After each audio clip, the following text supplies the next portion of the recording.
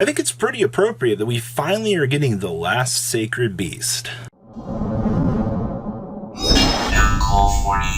Hey, 34% of you that do not smash living crap out of this, just do it already, alright? It's New Year's, alright? Your New Year's resolution should be to not be one of the 34%. So, we have Virtual World Tiger Hoo-Hoo, and this is actually pretty cool because we now have the last of the Sacred Beast. I figured that this would be something a little bit more appropriate for the New Year's, but I guess.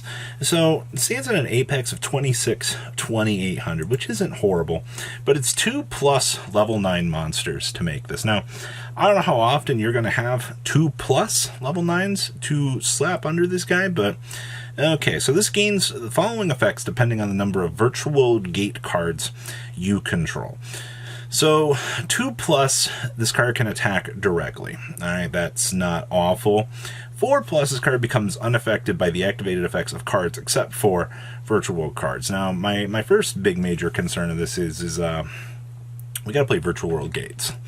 And, you know, it doesn't really do anything to put some additional gates on the field. But once per turn, quick effect, detach one material from this card, then target one monster you control and one monster on the field with a different type and attribute.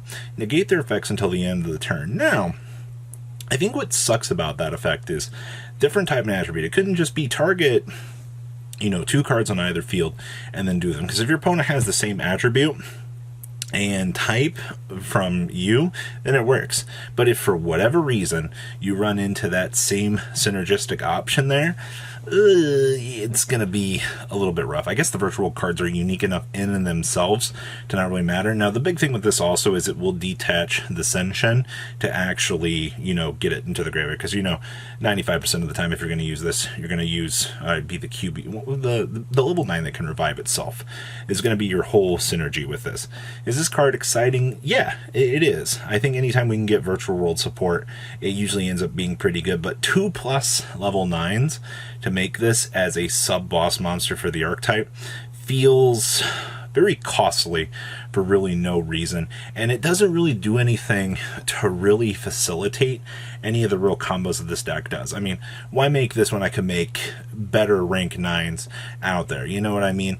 And that's going to be like the biggest thing, as well as like better cards just exist because you can use them. So whatever purpose this serves, it's definitely interesting. So for those of you that are having your Happy New Year already, please leave a comment down below, tell me how it's going for you guys, and I'll see your beautiful faces back here later today, guys. Peace.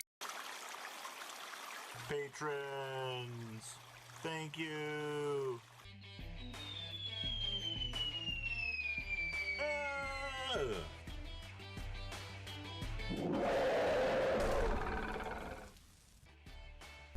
Thank you so much for watching. Check out these other videos.